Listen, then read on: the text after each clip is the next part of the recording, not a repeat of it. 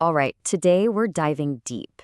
We're going to peel back the layers of dark psychology, breaking down the tactics that people use to control and manipulate others. And more importantly, we're going to give you the tools you need to defend your own mind. Let's get into it. So it all starts with this question that honestly can be totally baffling. We've all seen it happen, right? Maybe you've even been there yourself. Smart, successful, rational people get tangled up in these situations that, from the outside, just make no sense. Well, the answer has nothing to do with how smart you are. It's about a deep and often invisible exploitation of our most basic human wiring. Here's the scary part. The most effective manipulation doesn't show up looking like a villain with a mustache. Nope. It arrives disguised as the most incredible, all-consuming affection you've ever felt. It feels like a fairy tale, but really, it's a carefully set trap. And that first stage, it has a name. Love bombing. The key thing you have to understand here is the intent. This isn't just someone being super excited that they met you. It's a conscious strategy. They overwhelm you with constant texts, huge gifts, saying I love you way too soon. The goal isn't connection. The goal is to get you hooked and to do it fast. And this is where it gets really serious on a biological level. This fire hose of attention isn't just emotionally overwhelming, it's chemically addictive. Your brain's reward circuits get flooded with dopamine, the very same chemical that's involved with things like drug addiction. Your brain literally can't tell the difference between this manufactured high and the real thing. And that is exactly what makes it so incredibly powerful and so dangerous. This addiction becomes the engine for a predictable and absolutely devastating cycle. First, you've got the idealization phase. You're their soulmate, you're perfect, and that dopamine is just surging. But then, bam, out of nowhere comes devaluation. The affection vanishes, it's replaced by criticism, and you go into a literal chemical withdrawal. And this is what sets the trap. Intermittent reinforcement. The manipulator gives you just a tiny crumb of that old affection at random times, enough to keep you desperately chasing that first high. It's the exact same principle that makes a slot machine so addictive. You just keep pulling the lever, hoping for a jackpot. So we've seen the tactic. Now we gotta ask, who are the people who do this? Who operates this way on a regular basis? Well, psychology actually has a pretty clear framework for this. It's called the dark tetrad. You might have heard of the dark triad before. Well, this adds a fourth trait to the mix. These four things, narcissism, Machiavellianism, psychopathy, and sadism, they create a personality profile that's basically defined by a lack of empathy and a predatory view of other people. So let's quickly look at the different, let's call them flavors of this. Narcissists are all about feeding their ego. They need that constant attention. Machiavellians are the master strategists, seeing people as chess pieces. Psychopaths are impulsive, they want what they want now, and feel zero remorse. And sadists? They actually get pleasure from watching other people suffer. Now, this is maybe the most important thing to get about this whole topic. We're not just talking about movie villains or serial killers.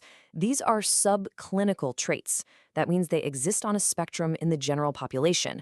Someone can have seriously narcissistic or Machiavellian tendencies without having a full-blown disorder, making them a very real, destructive force in your office, your friend group, or even your own home. Okay, so we know who they are. Now, what's in their toolkit? What are the specific tactics they use to get and keep control? Let's break it down. I'm sure you've heard this word, gaslighting, but its effect is just devastating. It's a slow, systematic erosion of your reality. The manipulator will flat out deny saying or doing things you know happened, making you question your own memory, your sanity. It's designed to make you feel like you're the crazy one, making you totally dependent on their version of events. And what happens when you try to confront them? Oh, they have a playbook for that. It's called Darvo. First, they deny they did anything. Then they attack you for even bringing it up. And finally, in this unbelievable act of psychological jujitsu, they reverse the roles and suddenly they're the victim and you're the bad guy. It's a shockingly effective way to dodge any and all responsibility. Now, let's look at how they turn our own good qualities against us. The reciprocity principle, it's that natural human instinct to want to return a favor. It's basically the glue that holds society together. But manipulators, they weaponize it. They'll do you a favor you never even asked for, just to trigger that feeling of obligation. And that's the whole trap. They've manufactured a debt you never signed up for. And because most of us hate feeling like we're a taker, we feel this huge internal pressure to pay them back. That's when they ask for something much, much bigger, and you feel psychologically trapped into saying yes. You see, it's not just our emotions and our social instincts that get hijacked. Manipulators also go after the built-in glitches, the cognitive biases in the way our brains are wired to process information. This quote from psychologist Veronica Tate just nails it. We hate admitting we made a mistake. Our desire to appear consistent is so powerful, and sometimes it's just easier to double down than to change course. And that right there, that opens up a huge vulnerability. And that leads us straight to the sunk cost fallacy. In a toxic relationship, this is that little voice in your head that says, "But we've put in so much time," or "Look at everything we've been through together." The past investment, that sunk cost, feels too big to just walk away from, even when you know deep down the future looks terrible. It's how people stay in bad jobs, failing projects, and yes, abusive relationships. And if you think this is just some small personal bias, think again. $77 billion. That's the estimated loss Meta has taken on its metaverse project. So why keep pouring money into it? Sunk cost. The fallacy doesn't just trap individuals, it traps massive corporations into making irrational billion-dollar decisions. Okay, we've seen the dark side. We've looked at the machinery of manipulation. Now for the most important part. How do we fight back?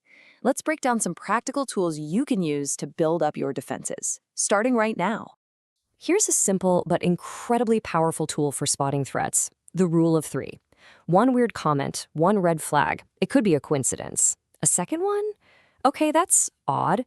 But when you spot 3 of these abnormal cues, that is no longer a coincidence. That is a pattern, and your brain needs to register it as a potential signal of manipulative intent. So what kind of cues are we talking about?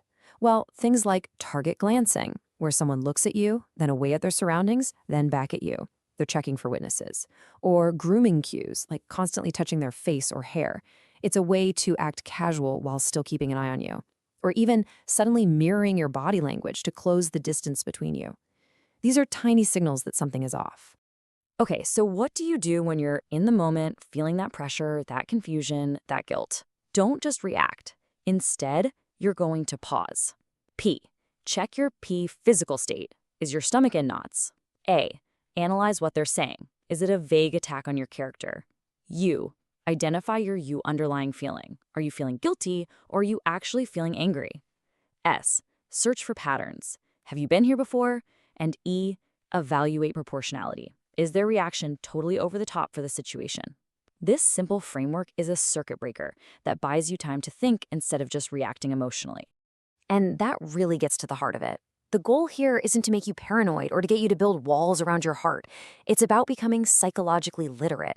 It's about having the tools to see what's really happening under the surface so you can disrupt these manipulative patterns before they ever take hold. So we've pulled back the curtain, we've seen the tactics, the personalities, and the psychological traps.